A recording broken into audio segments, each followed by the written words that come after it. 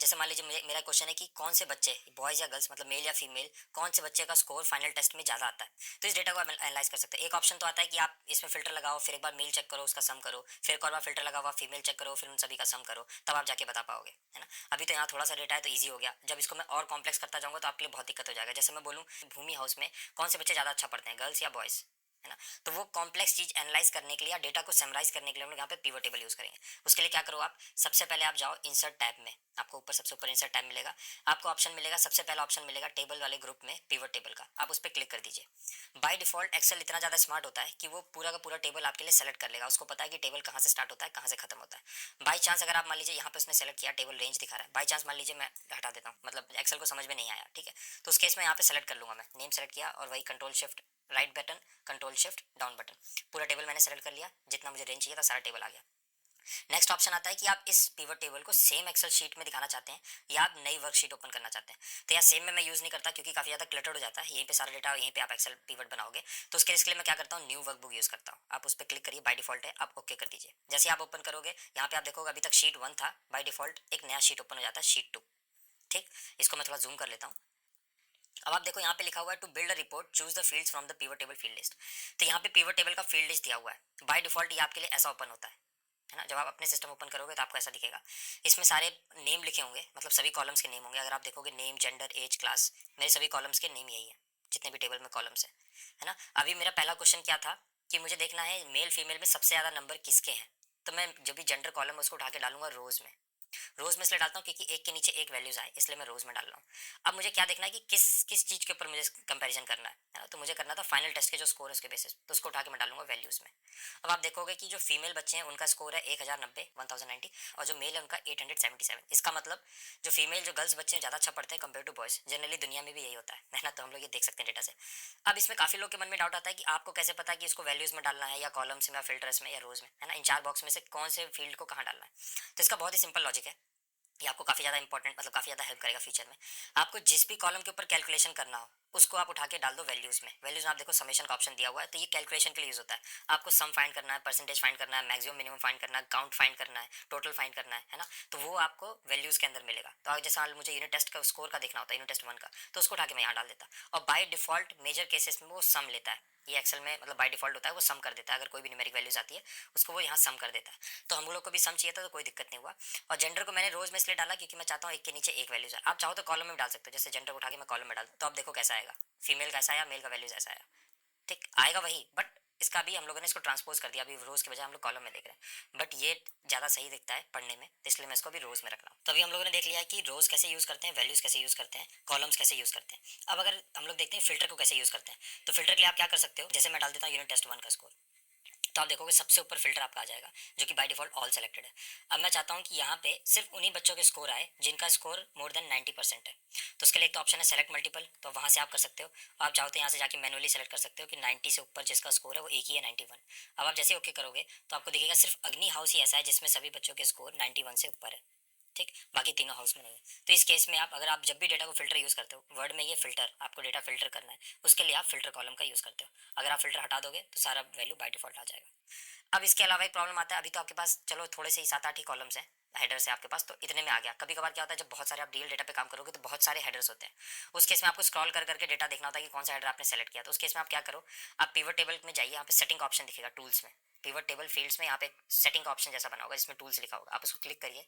यहाँ पे आपको सेकंड ऑप्शन मिलेगा जहाँ पे राइट साइड में आपका ऐसा वर्टिकल बॉक्स दिखेगा ना, उसको आप क्लिक कर दीजिए। आपका जो ये फील्ड लिस्ट का जो नेम था वो आप लेफ्ट साइड में आ जाएगा आपके पास, और राइट साइड में चारे बॉक्स आ जाएंगे, तो आपको इजी हो जाएगा यहाँ पे डेटा के साथ खेलने में, और आपको सारे कॉलम्स यहाँ पे दिखाई देंगे, ठीक। अब दूसरा चीज़ आता है कि यहाँ तो मुझे पता लग गया कि सभी गर्ल्स बच्चों का स्कोर इतना है, सभी बॉयज़ का इतना है। ऐसा भी हो सकता है कि इसमें कुछ ही बच्चे हों या कुछ ही लड़कियां हों जो हमेशा टॉप में रहती हैं, बाकी सब कम पढ़ने वाली हों इसलिए ओवरऑल स्कोर ज़्यादा है। या बॉयज़ में उल्टा हो सकता है कि यहाँ पे कुछ कम करने खराब पढ़ने वाले हो, बाकी सब अच्छे पढ़ने वाले हो। तो इस चीज़ का देखने के लिए मैं देखना चाहता हूँ कि ऑन एन एवरेज एक बच्ची एक लड़की का स्कोर कितना आता है और एक लड़के का स्कोर कितना आता है। उसको देखने के लिए मैं क्या करूँगा, यहाँ पे आपको ऑप्शन मिलेगा सम में जो ड्रॉप डाउन बना है, यहाँ पे आप जाइए, क्लिक करिए, आपको ऑप्शन दिखेगा फील्ड वैल्यू सेटिंग का, ठीक, आप उस पर क्लिक करिए। अब आप यहाँ पे देख लो समराइज वैल्यू फील्ड बाय, यहाँ पे आपको ये सारे ऑप्शन दे रहा है। आपको काउंट पता करना है कि कितने बॉयज़ कितने गर्ल्स हैं, एवरेज पता करना है, वो सारी चीज़ें आप यहाँ से कर सकते हो। मुझे इस केस में अभी एवरेज पता करना है, मैं क्लिक करता हूँ एवरेज को, ओके कर देता हूँ। अब आप देखो आपको एवरेज दिख जाएगा। तो अब यहाँ पे आप देख सकते हो कि एक लड़की का स्कोर एवरेज, एक लड़की का स्कोर आ रहा है 90.83, है ना, जबकि एक लड़के का आ रहा है 87.7। इसका मतलब ऑन एन एवरेज एक लड़की का स्कोर ज़्यादा होता है कंपेयर टू लड़के से।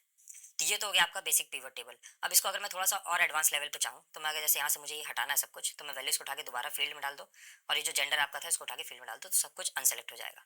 अब मैं क्या देखना चाहता हूँ, हाउस का डेटा देखना चाहता हूँ। जो भी क्लास में हाउस होते हैं उसको उठा के मैंने रोज में डाला, चारों हाउस की लिस्ट आ गई। इस हाउस में देखना चाहता हूँ कौन से बच्चे कितना अच्छा पढ़ते हैं, तो मैं फाइनल टेस्ट के स्कोर को उठा के दोबारा वैल्यूज में डाल दूंगा और बाय डिफॉल्ट वो सम ले लेगा। ठीक, अब आप देखोगे कि सबसे हाईएस्ट स्कोर कितना है, तो उसके लिए मैं क्या करूँगा, यहाँ पे कहीं भी आप राइट क्लिक करिए पूरे पूरे इसमें फील्ड में, और यहाँ पे सॉर्ट का ऑप्शन आपको मिलेगा, है ना। आप इसमें कर दीजिए लार्जेस्ट टू शॉर्टेस्ट। अब जैसे देखोगे यहाँ पे सबसे हाईएस्ट अगर आप देखोगे तो वायु ग्रुप के जो बच्चे हैं, वायु हाउस के जो बच्चे हैं, उनका सबसे ज़्यादा स्कोर है 646 कंपेयर टू बाकी जितने तीनों हाउस हैं। अब इसमें मैं देखना चाहता हूँ कि ये जो 646 स्कोर आया है, ये सबसे ज़्यादा किसने स्कोर किया, लड़कों ने या लड़कियों ने। काफ़ी इंटरेस्टिंग क्वेश्चन है ना ये। इसको जानने के लिए हम लोग क्या करेंगे, यहाँ पे हम लोग जो जेंडर कॉलम है, जो जेंडर फील्ड है, उसको यहाँ पे लेके आएंगे रोज में। अब आप देखोगे ये डेटा आपका दो दो और कॉलम्स में, दो और रोज में डिवाइड हो जाएगा। तो अब यहाँ पे आप देख सकते हो कि वायु ग्रुप में फीमेल का कितना कंट्रीब्यूशन स्कोर है, मेल का कितना है, वो सभी आप यहाँ पे देख सकते हो। तो अगर मैं वायु की बात करूँ तो इसमें सबसे ज़्यादा स्कोर किया है गर्ल्स ने, जो कि 460, बॉयज़ ने काफ़ी कम किया है 180 के आसपास, है ना।